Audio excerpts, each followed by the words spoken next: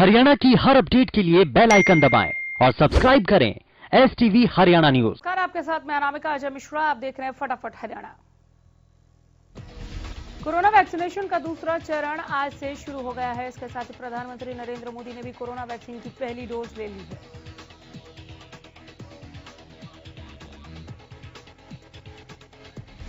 PM Modi खुद सुबह नई दिल्ली स्थित एम्स पहुंचे और कोरोना वैक्सीन लगवाया। इसके साथ ही पीएम मोदी ने लोगों से कोरोना वैक्सीन लगवाने की अपील की।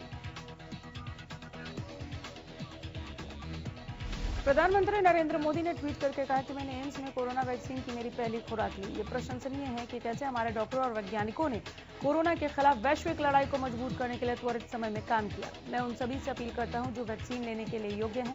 साथ में हम भारत को कोरोना मुक्त बनाएं। बताया जा रहा है कि प्रधानमंत्री नरेंद्र मोदी ने भारत बायोटेक की कोवैक्सीन की पहली खुराक ली है। दिल्ली स्थित एम्स में काम करने वाली पुडुचेरी की सिस्टर पी निवेदा ने पीएम मोदी को कोरोना वैक्सीन की डोज दी।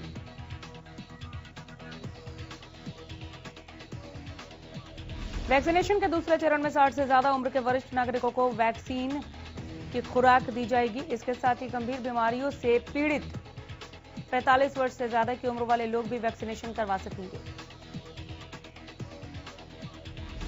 वैक्सीनेशन के लिए लोग कोविन 2.0 पोर्टल के जरिए कहीं भी कभी भी रजिस्ट्रेशन करके अपॉइंटमेंट तय कर सकते हैं। इसके साथ ही केंद्र सरकार ने कोविन 2.0 को लेकर पूरा गाइडेंस नोट भी जारी किया। सरकार ने टीकाकरण के रजिस्ट्रेशन के लिए coviN.gov.in पोर्टल ओपन किया है, जिस पर रजिस्ट्रेशन किया जा सकता है। वैक्सीनेशन के इस चरण के लिए सरकार ने प्राइवेट अस्पतालों में वैक्सीन की कीमत 250 रुपए प्रति खुराक तय की है, जिसमें 100 रुपए सर्विस चार्ज है। टीकाकरण का दूसरा चरण अगले 6 हफ्तों तक चलेगा। केंद्र सरकार ने टीकाकरण के लिए 20 गंभीर बीमारियों की पहचान की है, जिसके 45 से ज्यादा उम्र वाले मरीज इस चरण में टीका लगवा सकेंगे। कोरोना वैक्सीनेशन के बाद लोगों को एक बड़ी राहत मिली है, लेकिन कुछ लोग ज्यादा ही बेफिक्र हो गए हैं।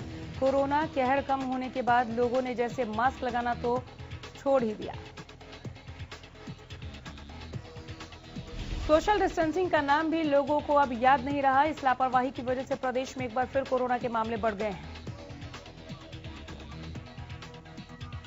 पानीपत में 57 दिन के बाद 21 नए पॉजिटिव केस मिले। साथ ही एक्टिव केस बढ़कर अब 2.5 गुना ज्यादा हो गए हैं। इसी के साथ प्रदेश में 1 मार्च से कोरोना वैक्सीन का दूसरा चरण शुरू हो गया है।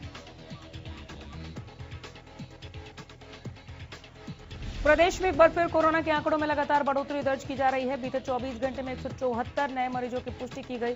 गुरुग्राम में 56 और करनाल में 12 नए मामले सामने आए हैं।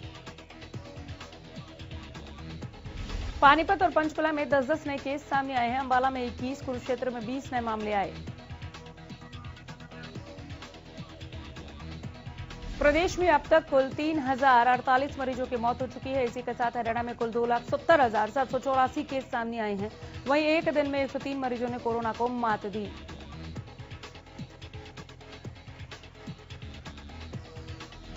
कोरोना प्रदेश में एक बार फिर पैर पसारने लगा है। गुरुग्राम की विक्ट्री वैली सोसाइटी में 22 नए मरीज मिलने से आज स्वास्थ्य विभाग मंत्री अनिल विज ने एक हाई लेवल बैठक बुलाई है। कई अहम फैसले लिए जा सकते हैं। प्रदेश में आज से पहली से दूसरी कक्षा की क्लासेस शुरू होने जा रही हैं। सुबह 10 बजे से दोपहर 1:30 बजे तक ये कक्षाएं चलेंगी। इस दौरान बच्चों की माता पिता का सहमति पत्र बच्चों को दिखाना होगा।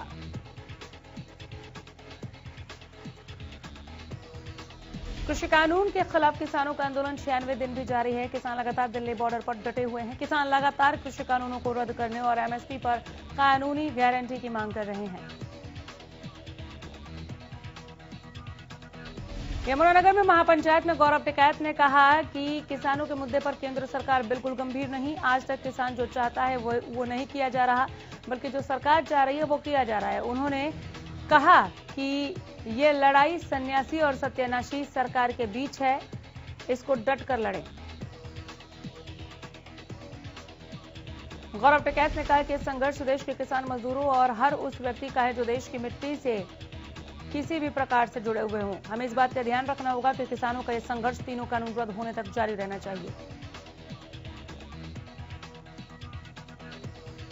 महम चौबीसी के फरमाना गांव में सरपंच आशीष के खिलाफ पुलिस की तरफ से मुकदमा दर्ज करने के विरोध में किसान महापंचायत होगी। इस महापंचायत में भारतीय किसान यूनियन के प्रदेश अध्यक्ष गुरनाम सिंह चडूनी पहुंचेंगे। आपको बता दें कि शनिवार को एक निजी स्कूल के कार्यक्रम में पहुंचे राज्यसभा सांसद रामचंद्र जांगड़ा का भी महम चौबीसी के किसानों ने विरोध किया था। इस दौरान आशीष सरपंच के खिलाफ केस दर्ज किया गया। किसानों का कहना है कि एक तरफ पुलिस कार्यक्रम को निजी बता रही है, दूसरी तरफ सरकारी काम में बाधा डालने का केस दर्ज कर रही है। ये हो क्या रहा है? 3 कृषि कानूनों के खिलाफ किसानों का आंदोलन मजबूत होता जा रहा है। इसी बीच पेट्रोल डीजल की बढ़ी कीमतों को हथियार बनाकर नानौद की सतरोल खाप ने किसानों को सपोर्ट करने का फैसला लिया। खाप पंचायत के सदस्यों ने 1 मार्च से दूध की कीमतों में बढ़ोतरी कर 100 रुपए प्रति लीटर देने का ऐलान किया। खाप पंचायत के सदस्य कहते हैं कि सरकार किसानों की मांग को लेकर टस से मस नहीं हो रही, इसलिए सरकारी डेयरियों में बेचे जाने वाले दूध की कीमत को हम बढ़ाने जा रहे हैं। खाप पंचायत के फैसले की जानकारी देते हुए सतरोल खाप के प्रधान रामनिवास लोहान और प्रवक्ता फूल कुमार ने कहा कि किसान आंदोलन के समर्थन में यह फैसला लिया गया है। फैसले के मुताबिक डेयरी और सरकारी दूध केंद्रों को किसान 100 रुपए प्रति लीटर दूध देंगे। वहीं गरीबों और आपस में दूध देने की कोई भी पाबंदी नहीं है।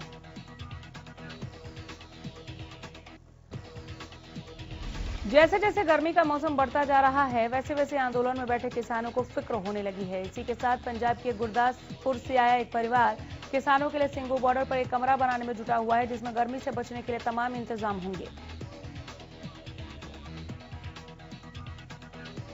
किसान आंदोलन को रविवार को 95 दिन हो गए। बीते 95 दिनों से यह आंदोलन दिल्ली की सरहदों पर जोर शोर से चल रहा है। इसके बीच टीकरी बॉर्डर पर जेल से जमानत पर आए किसानों का स्वागत किया गया। इन किसानों को 26 जनवरी हिंसा के मामले में गिरफ्तार किया गया था। इस दौरान रिहा हुए सभी किसानों को हरा पटका पहनाकर उनका सम्मान भी किया गया। प्रदर्शन के दौरान किसानों ने अपनी बात को फिर से दोहराते हुए कहा कि जब तक कृषि कानून वापस नहीं होंगे, ये अपना संघर्ष जारी रखेंगे।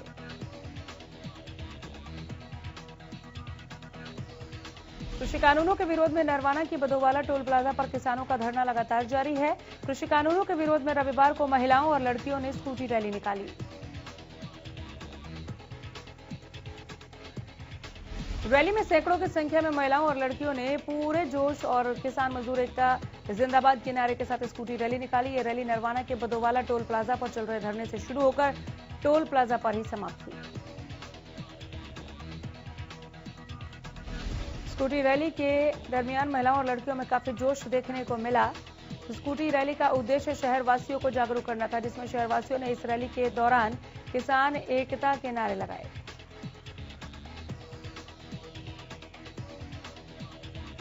उधर टोहाना के गांव समैण में ग्रामीणों और किसानों की एक बैठक का आयोजन किया गया। इस बैठक में ग्रामीणों ने सर्वसम्मति से 3 बड़े फैसले लिए और तुरंत प्रभाव से लागू कर दिया।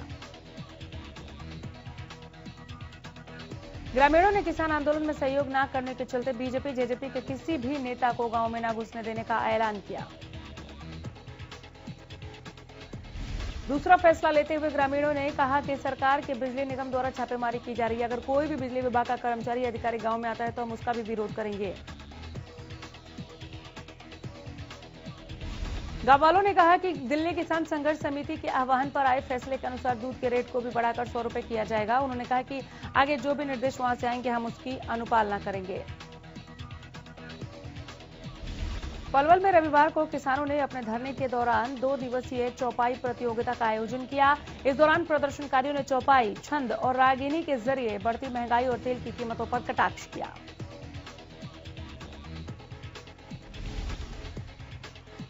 अपनी प्रस्तुति में किसानों ने कृषि कानूनों के परिणामों से लोगों को अवगत कराया और कहा कि ये कानून न सिर्फ किसान बल्कि आम आदमी के लिए भी हानिकारक है।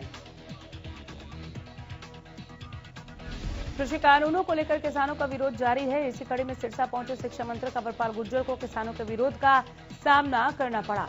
कृषि कानूनों को रद्द करने की मांग को उठाते हुए किसानों ने शिक्षा मंत्री के घेराव की कोशिश की और काले झंडे दिखाए।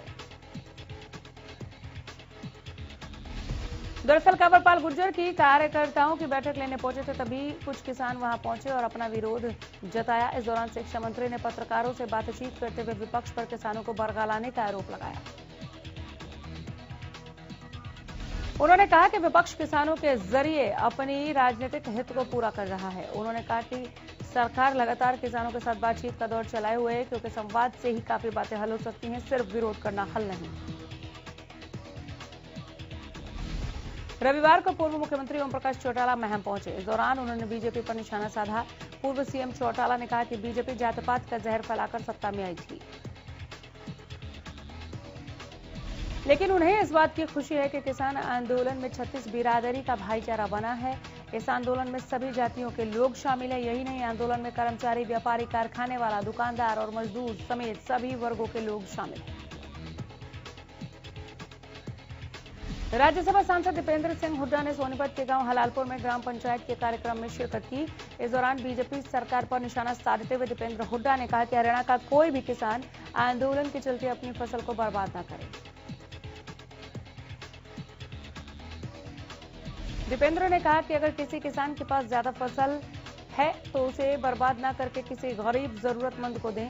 दीपेंद्र हुड्डा ने 5 राज्यों में होने वाले विधानसभा चुनावों पर बोलते हुए कहा कि केरल और असम में कांग्रेस का अच्छा प्रदर्शन रहने वाला है।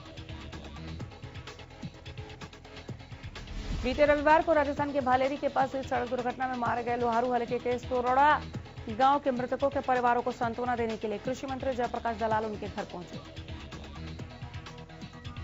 रादौर में सीएम फ्लाइंग की टीम ने सहारनपुर, कुरुक्षेत्र मार्ग, त्रिवेणी चौक और औरंगाबाद में ओवरलोड वाहन चालकों, कमर्शियल वाहनों, सवारी गाड़ियों और परमिट बस चालकों पर करीब 4,33,000 रुपए का जुर्माना लगाया। टीम की इस कार्रवाई से सड़क मार्ग से गुजर रहे वाहन चालकों में हड़कंप मचा रहा। मुख्यमंत्री उड़ान दस्ते के अधिकारी ने बताया कि इस मार्ग पर ओवरलोड वाहनों की काफी समस्या बढ़ गई थी। लगातार प्रशासन के पास शिकायतें भी आ रही थी। वहीं कुछ वाहन चालक भी सरकार द्वारा तय नियमों को तोड़ रहे हैं। सड़क से गुजर रहे कमर्शियल वाहन भी नियमों की अनदेखी कर रहे हैं। ऐसे वाहन चालकों पर कार्रवाई की गई। जम्मू में G23 कांग्रेसी नेताओं ने गांधी टोपी की जगह भगवा टोपी पहनने पर गृह मंत्री अनिल विज ने तंज कसा। कहा, यह अच्छा लगता है। विज ने कहा कि ये क्या चाहते हैं सारी दुनिया जानना चाहती है। इस दौरान उन्होंने राहुल गांधी पर भी निशाना साधा।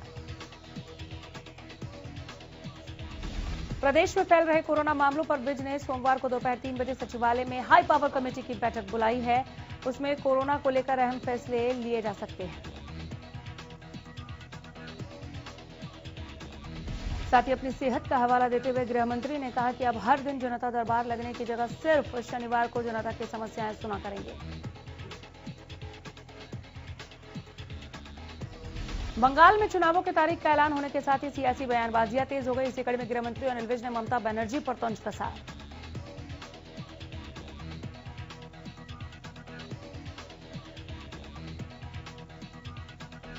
उन्होंने कहा कि बंगाल में चुनाव शुरू होते ही ममता बनर्जी का रोना शुरू हो जाता है। साथ ही उन्होंने ये भी कहा कि मेरा 40 साल का तजुर्बा है कि जो चुनाव में रोता है वही चुनाव होता है। हरियाणा में ज्वेलर्स पर बढ़ रही लूटमार की घटनाओं से परेशान ज्वेलर्स एसोसिएशन के पदाधिकारियों ने गृह मंत्री अनिल विज से मुलाकात की है। सुरक्षा के गुहार भी लगाई।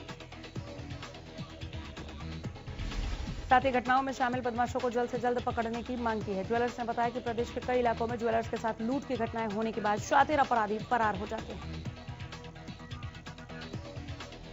शिकायत के बाद पुलिस भी मामला दर्ज करने के बाद लुटेरों को पकड़ने में असमर्थ नजर आ रही है। इतना ही नहीं, जब ज्वेलर्स अपनी सुरक्षा के लिए हथियार का लाइसेंस बनवाने जाते हैं तो उनसे पैसे की डिमांड की जाती है। इस पर विज ने बताया कि रविवार को ज्वेलर्स एसोसिएशन के सदस्य मिले हैं और इन पर जो डकैती की घटनाएं घटी हैं उसके बारे में स्टेट क्राइम ब्यूरो को कार्रवाई के आदेश दे दिए गए हैं कि एक स्पेशल टीम गठित करके इन सारे मामलों का हल करने की कोशिश करें। साथ ही गृह मंत्री ने कहा कि एसपीजी और डीसी को निर्देश जारी किया जा रहा है कि प्राथमिकता के आधार पर लाइसेंस बनाएं।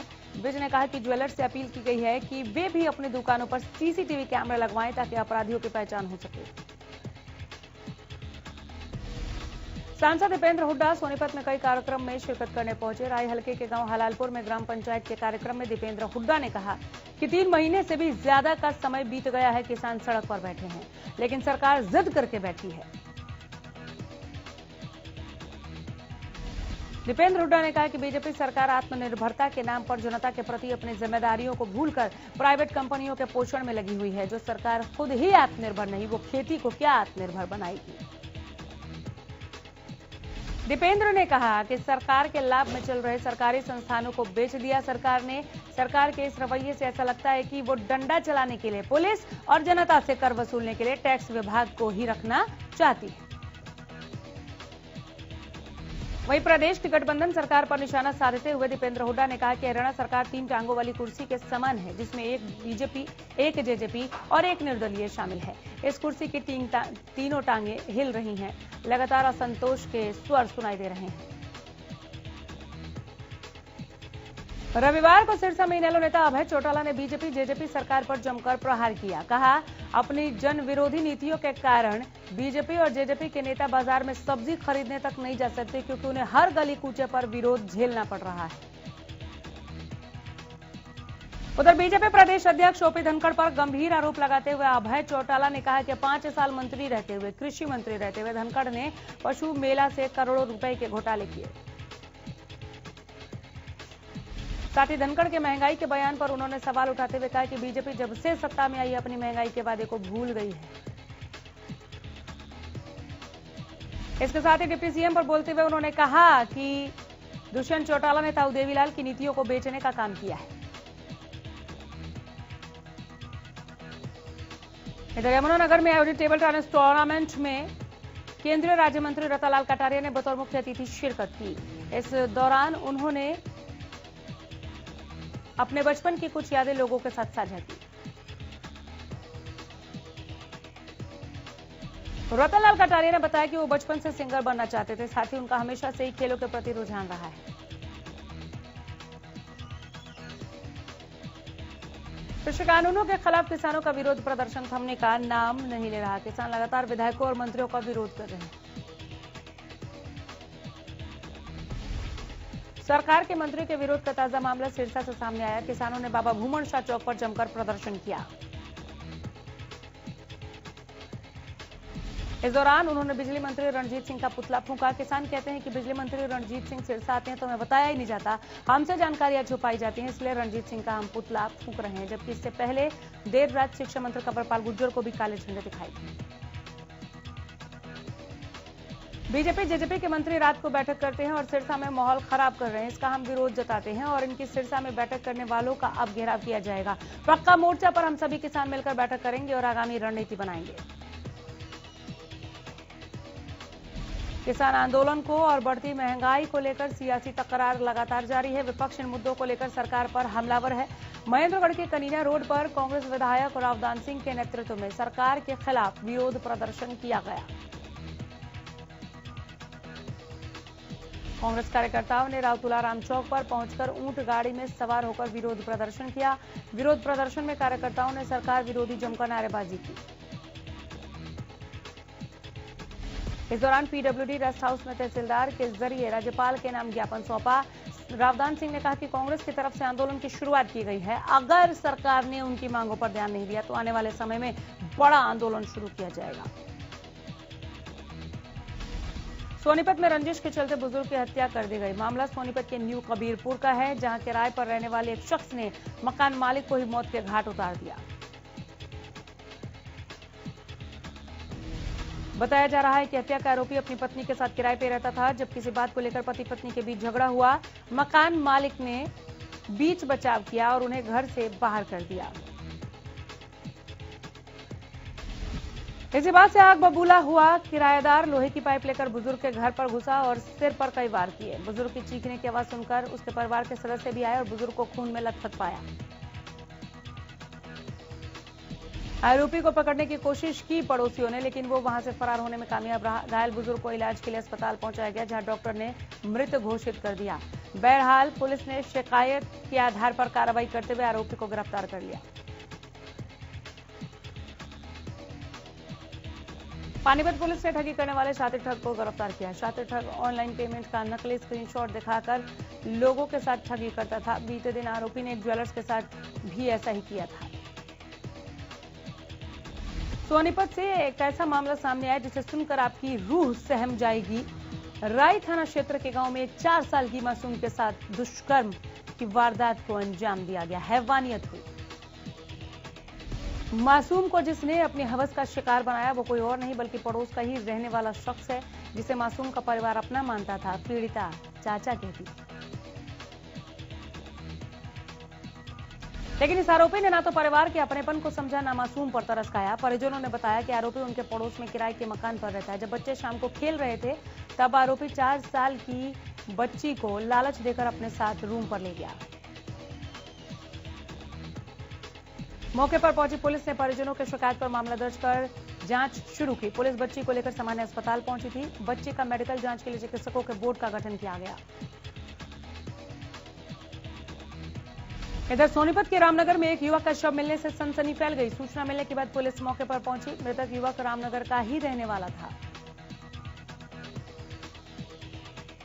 परिजनों ने आशंका जताई कि युवक की हत्या की गई है। पुलिस ने शव को कब्जे में लेकर पोस्टमार्टम के लिए सामान्य अस्पताल भेज दिया और जांच शुरू कर दी। हरियाणा सरकार के बजट से पहले इंडियन मेडिकल एसोसिएशन ने सरकार से कई मांगे रखी। इन मांगों को पूरा करने के लिए एसोसिएशन द्वारा सरकार से अपील की जा रही है और इन मांगों को लिखित में सरकार तक भेजा गया है। फरीदाबाद में इंडियन मेडिकल एसोसिएशन के प्रधान डॉक्टर पुनीता हसीजा ने प्रदेश में आईएमए द्वारा उठाई गई मांगों को बजट में शामिल करने की अपील की है। उन्होंने कहा कि सिविल अस्पताल में स्पेशलिस्ट और सुपर स्पेशलिटी डॉक्टर उपलब्ध कराने के लिए अच्छे पैकेज देने पड़ेंगे। पैकेज अच्छे होंगे तो हमारे डॉक्टर गांव में भी जाने को तैयार रहेंगे। प्रधानमंत्री स्वनिधि योजना के तहत फरीदाबाद में रेहड़ी पटरी वालों को विशेष कैंप लगाकर जागरूक किया गया।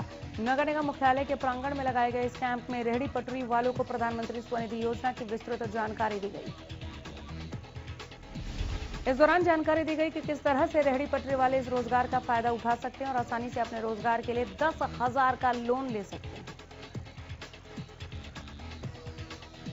इस मौके पर विभिन्न बैंकों के अधिकारी भी मौजूद रहे। काफी संख्या में पहुंचे महिलाओं समेत लोगों ने इसकी जानकारी हासिल की और लोन के लिए आवेदन किया। इस योजना के तहत अब तक 1,000 लोगों तक ये लोन उपलब्ध कराया जा चुका है और करीब 250 आवेदकों को ये लोन मिलने जा रहा है। सोनीपत शहर में लगातार क्राइम की संख्या बढ़ती जा रही है। क्राइम को कंट्रोल करने के लिए शहर भर में करोड़ों रुपए की लागत से सीसीटीवी कैमरे लगाने का काम भी किया गया था, लेकिन कैमरे लगने के बाद बार-बार कैमरे खराब हो रहे हैं। इसी की मेंटेनेंस का काम नगर निगम ने विभाग को दिया था, लेकिन बीएसएनएल की ओर से उचित ढंग से रखरखाव न किए जाने पर नगर निगम सोनीपत ने बीएसएनएल को नोटिस भेजा है और बीएसएनएल के टेंडर को रद्द करने की बात कही गई है। नगर निगम द्वारा लगाए गए 195 सीसीटीवी में से 22 सीसीटीवी बंद पड़े हैं, जिसमें प्रमुख चौक शामिल है। वहीं मेंटेनेंस का काम कर रहे बीएसएनएल के अधिकारियों का आरोप है कि मेंटेनेंस का करीब 30 लाख रुपए का बिल भुगतान नगर निगम द्वारा नहीं किया गया। बिल के भुगतान के बिना इतने महंगे कैमरों का मेंटेनेंस नहीं हो पा रहा है।